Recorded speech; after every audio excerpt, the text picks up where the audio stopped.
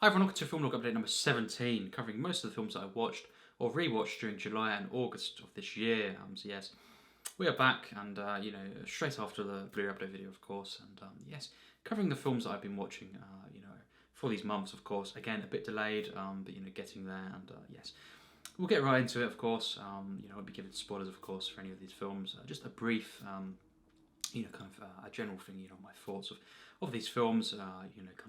Skipping over a few that I don't, see the need of talking about. But most of these films, of my film activity will be discussed here. So yes, starting off the 1st of July. I don't know if I mentioned this before, but I probably didn't. But yes, Amores Perros, of course, by Alejandro Gonzalez Inarritu. So yes, have seen, of course, up to this point, The Revenant and Birdman. But yes, I'd never actually ventured into the rest of his films, and I was very intrigued, of course. I love The Revenant and Birdman as well. It's kind of hard for me to say what I prefer, actually. But yes, I wanted to see these films as well that I've been hearing about, and yes, Amores Perros, certainly for me, a highly impressive film, and I think it's a great film for me, and I loved it. I really did, and very, very though, hard to watch film at times. In terms of the just certain things that are going on. It's very, very graphic, and even I will say that, and it's just really, really quite a disturbing film at times, and very gritty, and especially that first kind of hour or so, roughly, and it really is a very unique film, the way it's told. Kind of multiple stories. It's very interesting because it kind of it doesn't kind of intertwine them in a certain way that other films have. Really, but it focuses, more or less, kind of each third of the film kind of focuses, on a particular character, and that's very interesting as well. I think I preferred, the first, kind of hour of the film. It was the most entertaining, I guess. But I think the acting and just the actual way it came together, it was just particularly stunning in the final kind of 45 minutes, and it just really this film overall, really definitely a great film, and it's just the way it's shot, just the power it has, it really is quite special, and it's a great film, and highly recommend seeing this, and just be warned, it's very, very graphic, at times, and very kind of on edge, it's a very it's a very kind of on edge film, and it can get you kind of anxious perhaps, but it's worth watching, of course, and seeing what you think of it, if you can. And so yes, after that I saw once again Django Unchained, and just one of my absolute favourite films, and I will be reviewing that eventually, with this Tarantino series. So yes, we'll save the thoughts for that, but yes. You can see, in my channel, how much I love Tarantino, and you can kind of get some hints. And I did review this in the past, so there's that. But yes, for now, moving on, and saving that for review. But yes, after seeing Amores Perros, I saw 21 Grams, from this director, and this is one I wasn't big on. I didn't, hate this film or anything. I didn't think it was bad. It's just a one that I started out, definitely I was behind it. I was interested in this film the first 20 minutes or so, and funnily enough, it was on streaming, and we sat down to see this, and there was an issue with for some reason this film, and it kept doing a certain visual thing, and kind of just it's very off-putting. So we thought. It's very, very cheap online, the Blu-ray, so my brother got this film, and we watched it a week after, and that's when we finally saw this film, and we had seen the first 6 minutes or so it was, and we thought, no, so we watched it on Blu-ray, and once again, it's a film that starts out very, very interesting, and we're very excited to see this film all the way through, and unfortunately it did kind of go off the rails for me, and it was just a bit too grimy actually as well, and it just wasn't really big on the characters for the most part. But Del Toro, Benicio Del Toro, he throughout it's just highly kind of entertaining, and just compelling to watch as always. So yes, there was that, but the other characters wasn't really big on, and it just in the end it didn't really come together for me personally. But I respect the kind of the direction, a different direction, of course. You can see that his director went, just didn't, you know, it certainly paled for me in comparison to Amores Perros. But yes, yeah, I'll be honest with this one. Yes, a Fellini film that once again I tried, I really did. But you know, this is obviously a very popular film, and you know, kind of explores filmmaking. Yes, but you don't need to love it just because you're interested in films. That's what I think, and I didn't, you know, try and force myself to love this film. But yes, 8.5, and you know, it doesn't matter what the film is about. You know, it could be, you know, really up, you know, my street in that sense, and be one that really is interesting on paper. But you know, the execution, once again, you know, I saw this, for example, it was, you know, kind of 2017. You know, I saw about 45, 50 minutes, and you know, this film, I thought it's one of the rare occasions. You know, certainly I've done that more back then. Now not as much. Where I actually put the film off, and I said, you know, I'll maybe try, you know, again later or another day, and never got around to it. And watching it again, you know, I actually watched it all the way through, and you know, I sat through this. Didn't like this film. You know, I think it does start out well. Actually, you know, I was thinking the first, you know, half an hour or so, or a bit more than that. What was I thinking last time round? I can see certain things I didn't like about the film, but you know, it's way more, you know, kind of interesting and you know, investing than you know I first thought. But it soon goes off the rails for me, and you know, it's a random film. Obviously, that's the point. You know, all of these things that I don't like about the film is perhaps, you know, apparently the point. But you know, it doesn't matter. It really doesn't. You know, this is just a film that I did not enjoy. Once again, and there's moments in this film that are just, you know, really awful for me, and you know, just bad. You know, I really don't see. You know, it's very strange, this film, and you know, I think yes, it's about filmmaking and the mindset sometimes, you know, of a filmmaker and an artist. But you know, there's so many films that do this way better for me, and you know, not, you know, just kind of we'll use a word on the channel I've not used for many years, pretentious. You know, just again, I could be called lazy for saying that, but you know, can't really think of any other word, you know, to describe this film really, and yeah, I'll get a lot of criticism for that by different people that come by and see this video, perhaps, or find out I don't like 8.5. But you know, I actually kind of hate this film. In its second half, it was just unbearable, and if only, you know, it isn't, you know, kind of lower because, you know, it did start out well. I did praise the film at first, but you know, it isn't sincere for me. You know, just kind of it isn't very. Yeah, it just wasn't sincere, and it didn't really, for me personally, of course, speak to me. You know, just the characters and stuff. Yes, it's about filmmaking. Yes, I love films and filmmaking and stuff, and I made different films. But you know, it just really doesn't matter. I don't have to, you know, love a certain film because of that. You know, and I just think it's too random for its own good, and yeah, it just it wasn't sincere for me, and it was just. It became very, very boring for me. So there we go. I gave it a go. You know, I watched it all the way through this time, and I won't be watching it again. I don't think. And yeah, I really won't be watching this one again all the way through unless I'm forced to. And the day after that, I saw an even worse, you know, film than this. And now this is a film that I absolutely despised, and I was very shocked at. And you know, I've heard about this film for many years. Went into it, you know, and just thought. You know, we have Donald Sutherland, you know, etc., etc., and you know, some really good, you know, talent here, especially, of course, Donald Sutherland. But yes, you know, I think MASH, you know, the film version, of course, you know, this very quickly, you know, into this film started becoming a film that I hated, and you know, I just think it is by the end of the film, you know, it's one of my very, very least favorite films, you know, of all time, and you know, it's just awful. You know, there's a certain gag, you know, I just keep thinking to. I've never seen this in a film, and yeah, it's just, you know, this you know, kind of full on, and just, you know, just of poor taste. You know, just nasty. You know, as a whole sequence.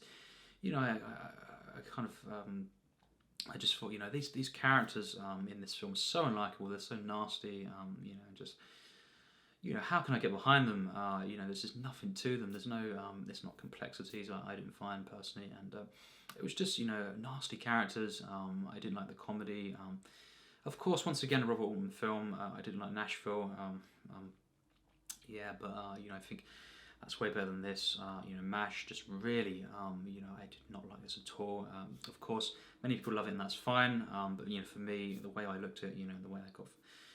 kind of try to get invested in this film. It did not work at all, and again, this is just, I found it to be a really nasty and unpleasant film. Just unbearable, really, unwatchable. Perhaps, and it just ends with this, sequence that I thought, went on and just constantly, just kind of dragging itself out, and I didn't see the relevance of that either, to the rest of the film. But yeah, it is. It's a kind of satire and stuff, and it just doesn't work for me at all. And MASH will never ever see this film again. I absolutely hated it with all respect, and of course, everyone's opinion is welcome on the film. But for me, it's just so unbearable to see this film. Luckily, next up we have Battleship Potemkin, of course, by Eisenstein and Sergio Eisenstein, and this is a film I'd heard about for many years. I'd been looking forward to this one, this silent film, Russian film, and really impressive film. This is much better than MASH for me, and it's just a really interesting film. I think there's a couple of moments that were dragged out for my liking, and sequences that didn't quite, kind of deliver to me, in terms of how they were set up. But I think a lot of this film is absolutely stunning, and the editing, and I really got behind these characters as well. From the get go, this kind of kind of showing this mutiny, of course, and then kind of expanding as we go throughout the film, and it just really is a very impressive film, one that I did get a great kind of experience of, and of course seeing this on streaming, but nevertheless, it was a great kind of film to see, and visually absolutely stunning. So yes, really highly recommend seeing this film. This is kind of this Russian film here, and really, I really appreciated the kind of the way it was done, and yes. Next up is Malignant by James Wan, and yes, Malignant. It's kind of a film that I'd heard a couple of things about, but I didn't really plan on watching this film, but it came to it. I didn't have the time to kind of, and actually the energy to really sit down and watch a film that I'd planned out, for example, and stuff. So yeah, I put this on, and I really couldn't stand this film, unfortunately. And usually a fan of James Wan, but this one did not do it for me. And it's kind of one of those films, a bunch of films that kind of are in a group of why I don't really like, or what I don't like, for example, about modern horror in this way. And I could say that The Conjuring 2 is one of the examples of how much I can love modern horror. So there you go. It just sometimes it happens, but this film is definitely my least favorite from this director. A great director, but I think this film just it was I just couldn't believe what I saw. Really, it was just it was really awful for me personally. And yes, after that I saw The Cameraman, of course, starring Buster Keaton, and this film truly blew me away, and seeing this film finally, I'd tried to see the other films that I had on Blu-ray before seeing this, starring Buster Keaton and stuff, and this is the one that many consider to be his final, great film, of course, and his final film that he really had an input on, creative control, in that sense, and some say it's a shame what happened after that. I haven't ventured in after see, but yes, this is for me perhaps his greatest film. It really is, or at least perhaps my favourite film. Of Buster Keaton. It really blew me away, and stunning film, and once again just displaying so much raw power, and also poetry, and this is just the stunts in this film, but I think the emotion, the narrative, and just the actual humanity of this film, this character and the way it's kind of brought out is the special element, and it's a romance as well. Stunning film, of course, and yes. Next up, the day after that, I saw two films. It Happened One Night. Once again, Frank Capra. I'll be reviewing that film, and it's for my rewatch, of course. Absolutely stunning, of course. One of my favourites, in general, of course. And then Iron Man 2. Once again, go through some MCUs, of course. And Iron Man 2 is a kind of Yeah, it's one of my least favorites in the MCU, but it's not a bad film. It's it's fine. It's okay. It's just clearly for me, just leaps and bounds below Iron Man 1, and it's kind of a slog at times, but it's not a bad film, I guess, and it could be the second worst or the worst MCU for me, but I don't think it's a bad film. So there you go, Iron Man 2, and after that, seeing 4 once again, that's a film that I really really like. 4 is kind of a divisive MCU film. The first one. I've always, when I saw it, really liked it, and this time around it was actually better than I remembered. So there you go, and we'll say as well quickly I saw, For the Dark World again, shortly after that, and I do once again really like the film. That's a good one. I think 4 is probably a very good one. I would say, but certainly for me, For the Dark World is not the worst MCU film. It's very in places very good, and it's kind of there's some things I was reminded of that I didn't really like, that were kind of underwhelming, but overall it's a good film, very very solid, just very enjoyable for me. So yes, that's just my personal opinion. After watching that, I saw once again 21 Jump Street, and just I love this film. I love it more and more I see it, and the first one, it's just so enjoyable, and it's just a feel good film, and not much more to say there. Then I finally saw Neighbours, or Bad Neighbours, however you want to say it, and Seth Rogen, of course, and Rose Byrne, Zac Efron, etc., etc., and it's Dave Franco as well once again. But I saw this film. It's okay. It's not that great for me. I saw kind of the opening scene or two many years ago, and was kind of I wasn't really in the mood, and I just thought I won't watch that. And then I finally going back to it and seeing all the way through. It's an okay film. It's fine. It's enjoyable. But there's a lot of things that I don't really like about this. This film, and it's a fine comedy, and it's enjoyable. Of course, the cast, to this, it's great to see them, and there is some really funny moments. So it's just a fine comedy, I guess, for what it is, and kind of a 3.5 stars, kind of or a 7 out of 10 rounded. So yes, going from that, Captain America: The First Avenger and The Avengers, seeing that. Once again, those films in one day. So yes, obviously I love both of those films, especially The Avengers, one of my favourite superhero films, and every time I see it, it's just wow, so feel good, and just a masterpiece. And Captain America: The First Avenger, a divisive one for me. It's absolutely stunning. It really is, and it's the worst of the 3 of the Captain America trilogy, and so there you go. They only get better for me, and. Going from that, we'll gloss over that one. Yes, Hot Fuzz. Once again, rewatching this film, and I think actually, perhaps finally, I've changed my mind on potentially. It's just a hint of my favourite Edgar Wright film, and this could be my favourite Edgar Wright film actually. And just seeing this again, one of my favourite comedies. Just in cinema, and it's just. It really is just one of my favourite films, modern films. Wow, what a film this is, and it's full on Edgar Wright. But it's just for me even funnier than Shaun of the Dead, and it's just seeing these two once again. Nick Frost, Simon Pegg in this, and just all the cameos as well, and the different Timothy Dalton as well. His part in this film. Wow, this is just hilarious. Every single scene really is just hysterical, and the action is just an epic film where the characters I love the arc of these characters is so masterfully written, and it's a comedy, a modern comedy, so you don't really get that too much. Personally, do you usually get a masterpiece comedy like this in recent years, decades? Not really too much. This is definitely one of the best for me, and it's just a true work of art, actually, and yes. Going after that, I saw Amelie. This is a film that I thought was okay. Yeah, it was quite good. I didn't like this film like other people do. I didn't love this film, but again, it started out better than it kind of ended up.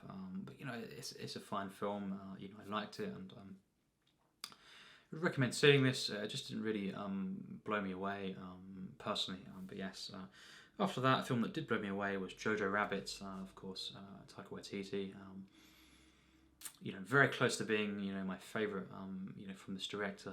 Absolutely stunning, and kind of, I'd been wanting to see this for a while, and then I kind of thought, perhaps it might not be one of his best. Kind of seeing the trailer and stuff. But yes, this film really is a great one for me, and I absolutely love this film, and it's very funny, but very very moving as well, and really by the end of this film, I absolutely loved it and was blown away by it. So yes, Jojo Rabbit, highly recommend that.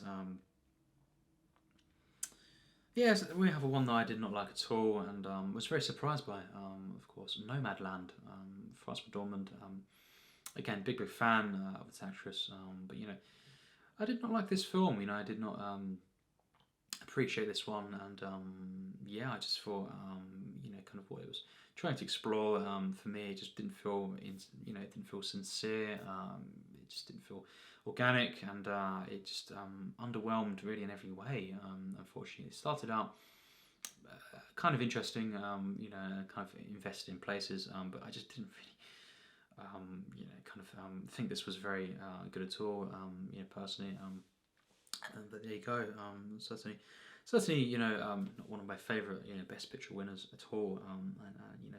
Not a film I enjoyed personally, but highly recommend seeing it. Of course, I'm trying to see all the Best Picture winners. Eventually. So yes. Then we have I mentioned that last time actually, Alphaville. I did, yes. I won't bother wasting your time on that. Then starting Mike Leigh's filmography, of course, with Bleak Moments being his first kind of feature work, and a very interesting film. A solid film, and one that was quite funny and very it had its moments. It was more of a film of moments than overall. For me, this great film. Really, but starting off to a better start than many different filmmakers, and showed he was very unique. Highly recommend seeing this. Bleak Moments. It's from '71, and it kickstarted the Mike Leigh director series. Not on the channel, but off screen that I've been doing. So yes, then I saw Babel, another Inarritu film, and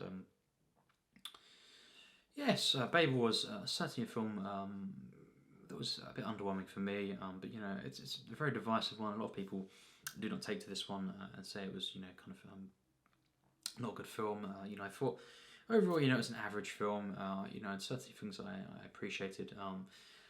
I think the storyline in Japan, in that kind of area, and what that was going on with the character there, was definitely my favourite. I think the other two kind of main storylines didn't really do it for me too much at times. But I think overall, certainly an interesting film, one that I did enjoy overall, and would recommend seeing it. To see what you think of this film. So yes, Babel, it's a fine film, and then we have The Girl with the Dragon Tattoo, David Fincher film. Was I going to review this if I loved it or something, and I didn't personally love this film. It was an okay film. It just it was quite just kind of bland for me at times, and I loved certain villains in the film, and stuff, but and I did enjoy Rooney Mara and Daniel Craig.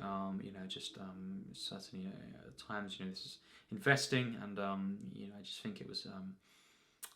I think it's certainly the first hour wasn't as good as the rest of the film really, but yes, it did pick up and become a film that overall I enjoyed, but just again the ending wasn't for me either. I didn't like that, but yeah, just again, not one of my favourite David Fincher films at all, but it's an interesting film, unique, and one that I kind of enjoyed overall, but it was quite a struggle at times,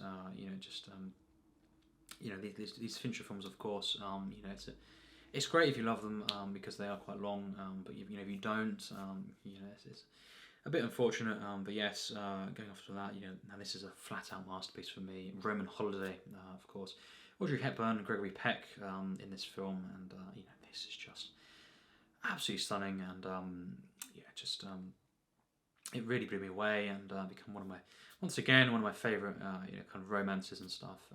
Just really highly recommend seeing this, and I'd heard about this for many years, but this is kind of better than I thought it would be, actually, considering the attention it gets. After that, yeah, we'll probably gloss over that one. I don't really talk about that too much, but Brazil, Terry Gilliam, it was unfortunate. I did not. It's a divisive film, I guess. Some people don't like it, and I didn't like it either. I just did not take to this film, and yeah, just I think it started out, well. Love the cast in this, and just I really wanted to love this film, but it's just yeah, it's just bizarre, and it just wasn't enjoyable in the kind of themes it was exploring. Many different films, explore these themes that are going on here, but just in a more enjoyable way. For me, unfortunately, I did not like Brazil, and yeah, it was a bit of a slog for me. But of course, love Terry Gilliam's films, and of course, being a Monty Python member, just love those films, obviously, and I'd said I wanted to kind of explore the rest of his films, solo work. So yeah, Brazil, gave it a go. Did not like it, but yeah, it's just me. And Vice, of course, Adam McKay. Really like this film, actually, and it's better than I thought it'd be, actually. It's a very divisive one, but I did really like this, and it turned out, the way it was exploring different characters, of course, different people, which actually, better done than I thought it'd be, and hilarious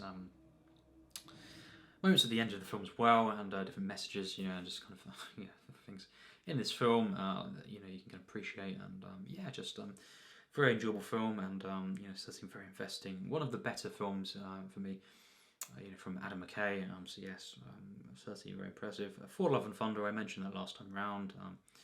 Of course, a Pasolini film after that. I saw Akatone.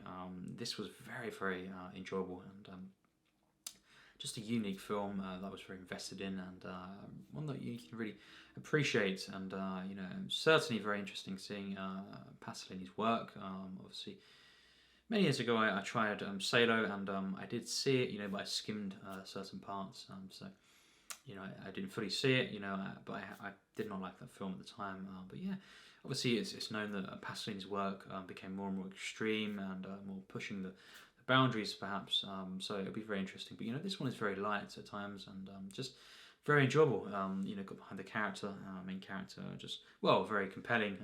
But yes, complex characters, and very very powerful film, and just a very nostalgic film as well. So yeah, Akatone, and then we have Dogtooth. Now this is a one, of course, by Yorgos Lanthimos, and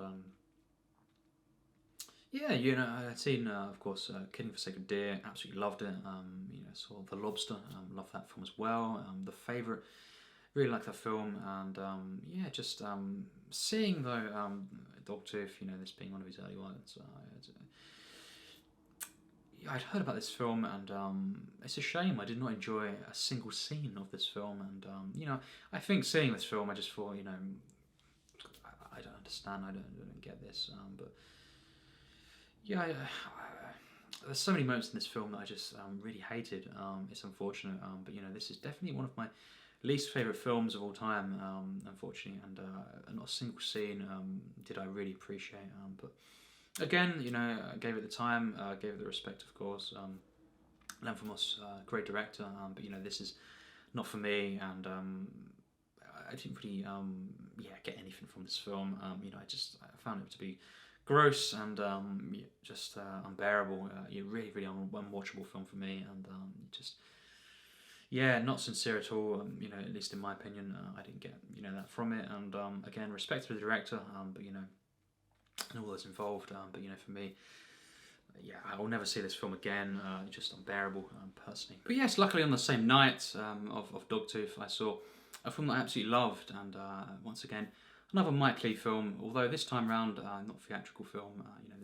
This play, just like Abigail's Party, Nuts in May, of course, and it's quite a popular film from Mike Leigh, and yeah, it just really blew me away. And it's just, it really is a stunning work, and just absolutely love this one. As of going through his films, now some more of them.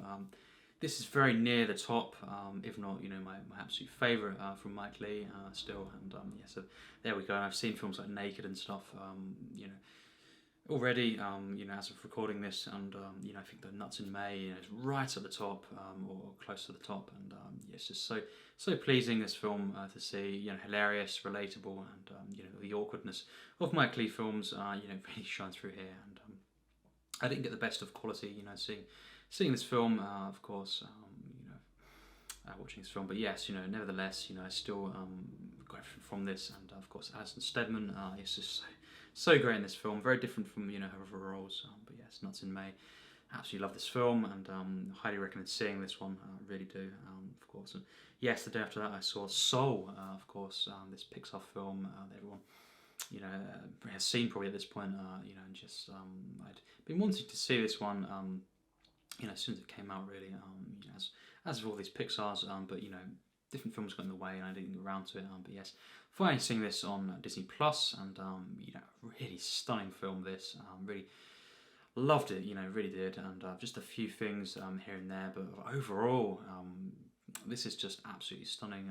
As a Pixar film, it really delivers, and just one of the best, really modern, in the last few years, kind of animated films I've seen, and just stunning. It really is, and just the way in which, a very bold film. The way it kind of opens up, and then just wow, really stunning film, and it's very sad, but feel good as well, and just really stunning work of art, and loved it. So Soul.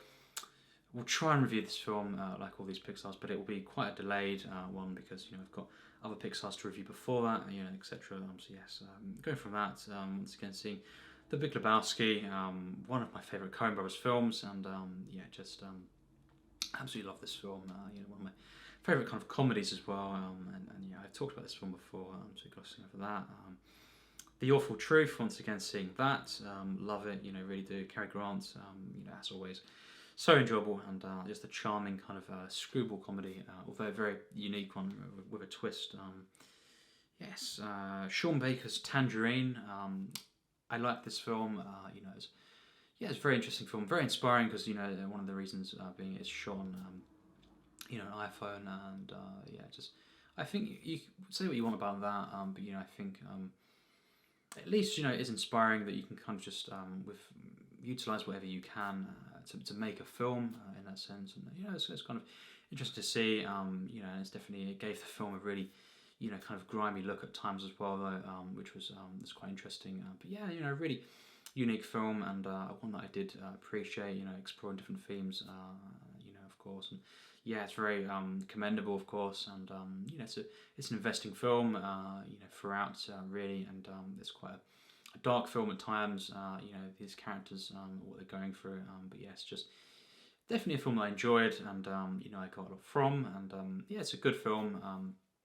I think some things that could have been better for me, but overall, it's a very human film, and I appreciated this film from Sean Baker, my first film from him that I've seen from him, and the day after that, this is it's a really annoying film for me, but yes, Under the Silver Lake. Now, obviously Andrew Garfield, I really love this actor, and I'd heard about this film, here and there. Yes, it's a film that started out interesting, and I was invested in this film, and because the film is it's about conspiracies and stuff, and I won't say every film about conspiracies is going to be bad, of course, but come on, this is just ridiculous, this film, and really, it just annoyed me so much, and it really just, it was a drag, and it was just ludicrous, really. It's just like conspiracies are, but yes, it was just everything I didn't want the film to be, just for me to actually be able to enjoy it, and it was just unbearable. It became, it started out well, I won't deny that, but it went off the rails, and it's just there's only so far, so much you can do with that if you're going to approach it in that way. And it just, for me, it really did not deliver, and I was just by the end of it so annoyed, and just just bored by this film as well. And it was just scene after scene of just codes and stuff, and I really, as you can tell, I'm not a fan of that kind of stuff. But yes, Under the Silver Lake, there are some things to merit, but overall as a film, it just did not, do it for me, and it was just so annoying, and it just ludicrous, really. What's going on in the film, pathetic, really. But of course, I respect everyone's opinion on films, and it's just. It was one of those films, of course, that I just did not like at all, and I always say this usually, but it's just opinions. These videos, it's just my opinions, obviously, and if you enjoy the film, that's fine. For me, it was just, I have to be honest, it was just unbearable. But yes, after that, I saw Abigail's Party once again, another one of those, play, kind of films from Mike Leigh, Play for the Day, and this is a film, Abigail's Party, that I saw, when I was very young, and it was actually kind of a household, kind of thing that we'd watch quite often, and it's a bit darker than I remembered, actually, but yeah, absolutely love this, of course, Abigail's Party, and highly recommend seeing this. It's kind of a classic in British kind of cinema, if you will, or kind of obviously being a play and stuff, but it's a classic kind of thing that in Britain a lot of people kind of have talked about, and just praise, and I think it's one of Mike Leigh's best so far from what I've seen, kind of works, and the characters, the writing, just making use of this location, just the tone of this and the way it escalates, it's just stunning, and a great work. So yes, Abigail's Party. Next up, another Adam McKay film, Don't Look Up. We'll go through these quite quickly. Don't Look Up is a film that I did enjoy, and I thought it was very interesting. It's kind of I think I enjoyed the first half more. But there's so many different actors, of course, Leonardo and Jonah Hill once again. But yeah, just so many great actors. Jennifer Lawrence, and I really enjoyed this film, and it's got some really interesting wacky things going on as well. So yes, Don't Look Up. Certainly a film that was good for me, and yes, going through some of these. Toy Story 4. I will be reviewing this film at some point once I get the first 3 up. But yes, I was looking forward to this film, and actually, originally I didn't want to see it. Then I kind of, as I say, recently was kind of interested in seeing this, and thought I'd give it a go, obviously, and get the 4K, and seeing this film, it was good, or kind of very good perhaps, but I just didn't appreciate certain things in this, and I think the ending was just, the ending was one of the things that was just, I was not a fan of at all, and it just really, it didn't ruin, the previous 3 for me, because I separate films, as some people don't, some people can kind of, for example, with the Matrix films, all these, you can kind of, the sequels perhaps tarnish the original. That doesn't happen for me at all, because it's separate, just the way I look at it.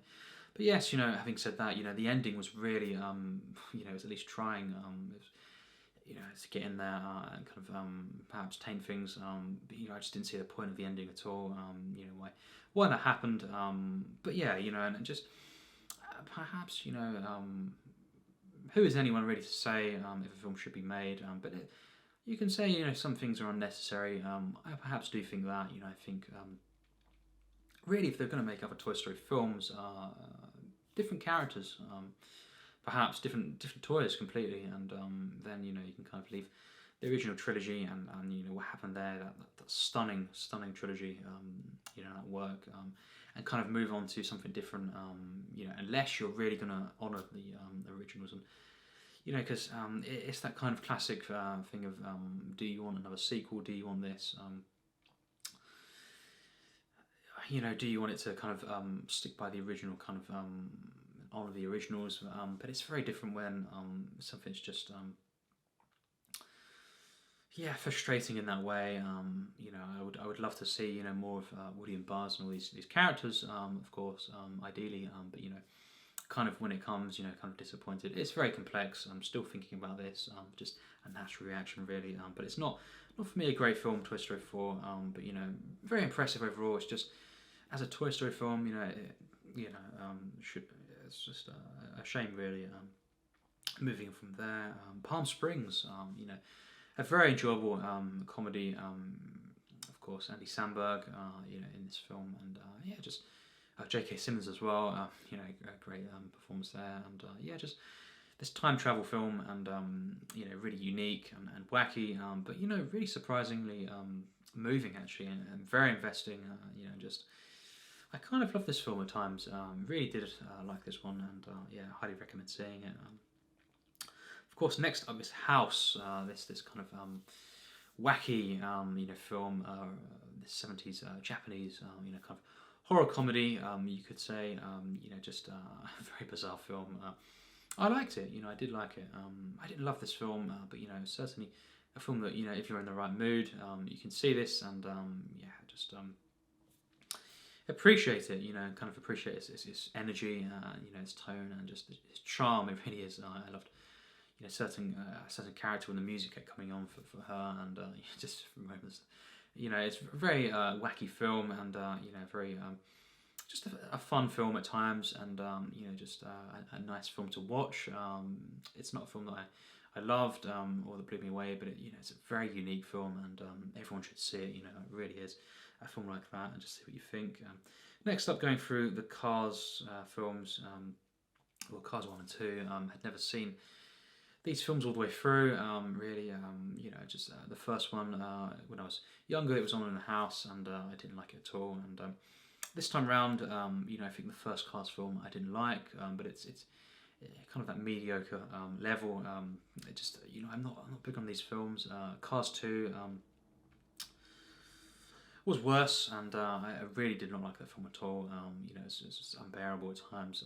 But yeah, Cars 1. You know, again, you know, I just don't really. I'm never excited. You know, I was never excited about you know kind of seeing you know animated cars talking and stuff. It's just one of the least. Yeah, I guess in that sense, one of the least compelling you know kind of things to do. You know, an idea. But I commend some things in Cars 1, but overall, you know, it's just it's not really for me. I just never got invested in the characters or anything, and it's just a bit annoying and unfunny and just yeah, just immature in a particular way. Going from that, meantime, you know, another Mike Leigh film, of course, Tim Roth, Phil Daniels, you know, just loads of different actors, of course, you know, in this film. Gary Oldman, you know, in a great performance here. I wanted more of that character though. You know, unfortunately, wasn't in the film, you know, for as much as I thought it would be. But yes, meantime, a very good Mike Leigh film, and one that's kind of not really talked about too much. But you know, the way it was exploring different you know things, and ideas and themes, you know, it was really commendable. The characters, you know, especially you know Tim Roth and Phil Daniels, you know, just the ones that they play, you know, really compelling. You know, it's a film that you know stuck with me, and you know, it could have been great, you know, a great film, but it's a bit too. You know, it does lose itself a little bit at times, and kind of a little bit meandering, and just some things that could have been, you know, I for my liking, a bit more focused on. But yeah, you know, meantime, overall, very good film. I really like this one. So yes. Next up, Ratatouille. Of course, I will be reviewing these eventually. Most of these Pixar's, but yes, seeing this again, it's been many years, and wow, you know, Ratatouille for me, it's a divisive one. Not everyone loves this film. Some people don't really think too much of it as a Pixar film in that sense. It's not one of my absolute favourites, but it is a stunning film, and yeah, it just wow, you know, there's a certain moment in this film. Yeah, I do think this, you know, in the final act, which is one of the all-time, you know, greatest and most wonderful sequences, you know, in a Pixar film. So yes, wow, what a film Ratatouille is. Then I saw an absolutely stunning film, Glory, of course, Edward Zwick, once again. This is one of his early ones, and for me, you know, his greatest film, and we'll get to that. And yes, just truly, truly stunning, and it just blew me away. Wow, the performances and just sublime. It really was, and yes, Iron Man 3. Rewatching that, and yeah, it's a good film. Better than I remember actually. Iron Man 3, and yeah, it's just a few things I didn't like in it, and again, it's nothing special for me. Like Iron Man 1, but it's definitely a solid MCU, and not quite in the middle, but not near the bottom either. I would say for my ranking. And yeah, the last of the Mohicans, of course, Michael Mann, and had seen parts of this, quite a lot of this as a kid. It was on and stuff, and had really wanted to see this all the way through though, and yeah, finally saw it, and was very underwhelmed actually. I didn't appreciate loads of this film, and it just was very bland. Unfortunately, Michael Mann is a great director, a great filmmaker. For example, Heat, Collateral, really great filmmaker from what I've seen. Makes some stunning films. But this is just not. It didn't quite feel like he was. I just didn't really get a lot from this. And Daniel Day-Lewis, one of the perhaps the only film that I've seen really from with Daniel Day-Lewis that I didn't like the film overall. Although I did like Daniel Day-Lewis, of course. It's just. Yeah, just it was underwhelming. It's not one of the films that I I like really, and yeah, just it's unfortunate, but wasn't invested in this one. So yes, then I saw Paddington, the first one. Really enjoyed this one. Very nice family film, and yeah, look forward to the second one. Captain America, The Winter Soldier, and Guardians of the Galaxy in one day. Yeah, just love them both, and they're both masterpieces to me. So yeah, some of the very best MCU films, and yeah, Guardians was my favourite. Until surprisingly, one of them overtook it. So yes, going from that, Brave, another Pixar. Like that film. It's not one of my favourites, but it's not a bad film, and it gets better and better really. And yeah, it's a nice film. Just. Not a great Pixar for me personally, but yeah, fine film. Then I saw The Time Machine once again. This is a childhood favourite, of mine, and Rod Taylor, of course, the original '60s version, and wow, this is just a stunning film. I think the first half is pretty much perfect. There is some things later on in the film which I'm not. Kind of 100% behind, in the kind of direction it took. But then again, it does come together wonderfully. So a stunning film on my favourite films list somewhere, and just wow, I love this film, and yeah, just I'd recommend seeing it if you've not already seen it. There is a remake as well, which I really didn't like. I saw a few years ago, but yeah. The Time Machine, the '60s version, is just stunning for me, and yeah, just I love this story. It's one of my favourite, kind of stories. H.G. Wells, and just the idea of this, and the way in which the interactions throughout the film, especially the first. Wow, I absolutely love this film, and yeah, just really recommend seeing it if you've not already seen it. So yes, Blood Simple we mentioned, on the Blu-ray update video recently, and again, I didn't like that film from the Coens, but that's absolutely fine. That doesn't matter, and because I love so many of their films, it's just Blood Simple wasn't the one for me. So yes, then I saw The Hateful Eight. Once again, I'll be reviewing that eventually. Rewatching that film, that's such a kind of stunning, just different Tarantino film, and certainly. It is a film that I absolutely love, and once again seeing it, it's just better than I remembered, and Samuel Jackson especially, in this film, and Walter Goggins, just so many different actors in this film are so great, and I think Samuel Jackson though is just, it's once again, he's the star of this, and so great in this film, just very different Tarantino obviously, but no less stunning, and. Safety Last we mentioned, and my Blu-ray update, and The Last Samurai, both films that I did enjoy, and yes, Live and Let Die, rewatching this Bond film once again, and yes, it's a great Bond film for me, and the charming Roger Moore, of course, his first outing as Bond, and yeah, just for the most part, kind of better than I remembered really, and just so enjoyable this film. Again, my ranking of the Bond films, which will come eventually, of course, to include No Time to Die, when I very soon will be rewatching that film, kind of the year anniversary. But yeah, rewatching that and then giving it an actual review, and yeah, just I'll be doing a ranking, including that, and I'm again up and down with certain films, as Live and Let Die proved. But yeah, just yeah, in terms of where they are, but yeah, they'll come eventually. Monsters University, a very underrated, I feel underappreciated Pixar film. I absolutely love this film, and when I first saw it, I was, I thought, oh, that's amazing, and seeing this prequel, obviously, and some things that could have been a bit better, but overall, a great film, and once again, yeah, kind of better than I remembered. I think that. And then we have one of the last films. We'll mention Moonrise Kingdom first, of course. A Wes Anderson film, Moonrise Kingdom, that I reviewed. Yeah, I certainly reviewed that film a few years ago, and we'll be reviewing that again. But just a masterpiece for me. And then finally, yes, Intolerable Cruelty by once again the Coens. I just my least favourite from the Coens. It really is. It was just a comedy that did not make me laugh at all, really, and it was just it's just so, it was too much, and just boring as well, and just Intolerable Cruelty. I don't really know what to say. It's just I didn't really enjoy any scenes, even the opening scene. Sometimes an opening scene in the film can be quite wacky and just throw you off, and then you think, okay, it's just the opening. It could be completely separate from the rest of the film, and it can can have a great film or a good film after that. Unfortunately, it was all really the same as that. It's just.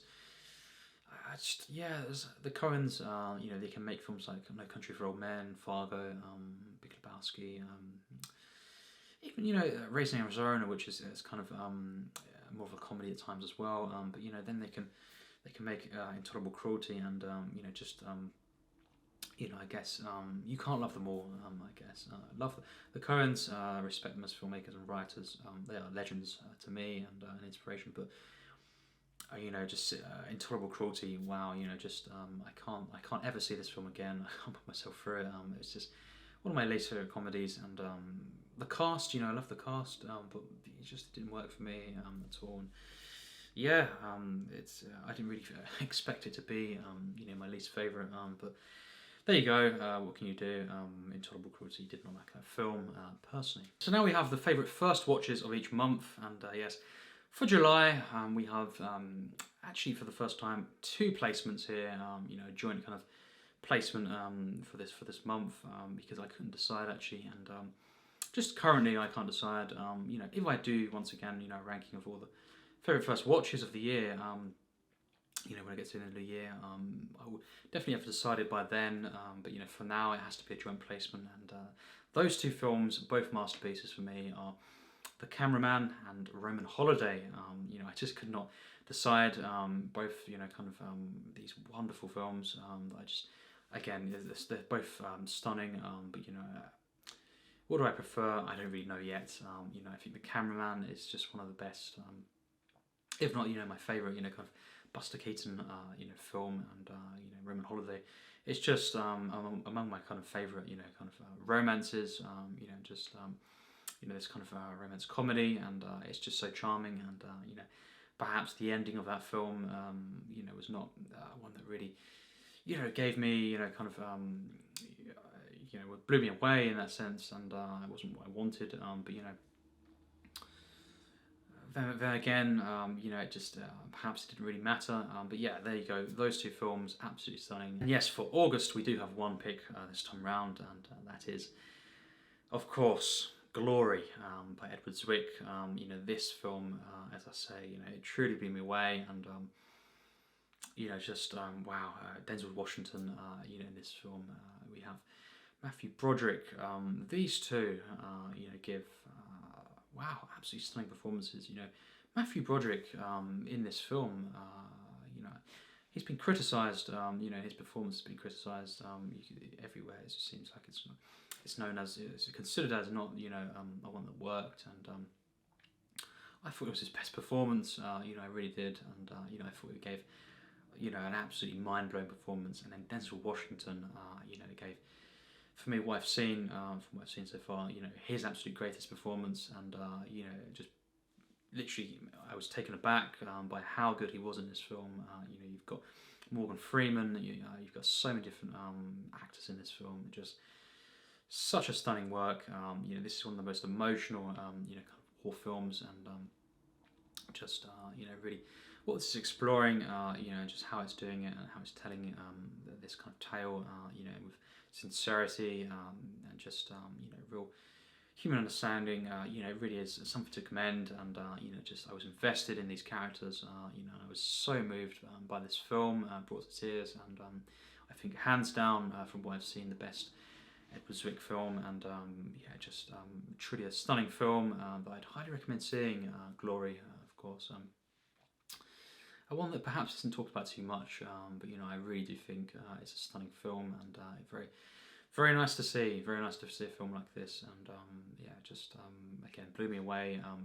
The action in this film as well, but just the characters of humanity and the way this sweeping feeling happens, and just how we shown these characters in a kind of very heroic film, but it's this just kind of human emotions that we kind of have on display here. It's just so authentic, and just moving. But yes, there we have it, my favourite first watches of those 2 months, and what have you been watching recently?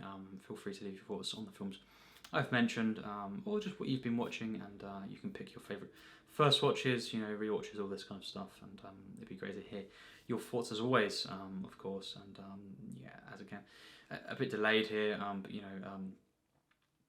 what can you do? And obviously, at some point soon will be the September and October film log update videos. The Blu-ray one will not be, for the record, until after Christmas, to combine the 4 months again. What is that? 3 this year will be in total, but it's just the way it is. I haven't been buying as much recently in general, and certainly not Blu-rays. So yes, that's it for now though. I look forward to hearing your thoughts, and obviously keeping up the channel, and many more things to be uploaded and filmed as well. A lot of films and videos to put up, and I've got my lists that have been backlogged, and stuff from last year. I guess I'm not alone in that. I've seen other YouTubers who have done that, recorded things a year prior almost, or whatever, and just it's taken them a long time to get them up. I'll try to get up all of the videos that I've filmed. I even have a steelbook video that I filmed last year as well that hasn't been uploaded. But I'll get to that. I'll get to all these videos, of course. And yes, try to improve, as always, just the interactions and the way of the channel being run. So yes, as always, take care, and thanks for watching.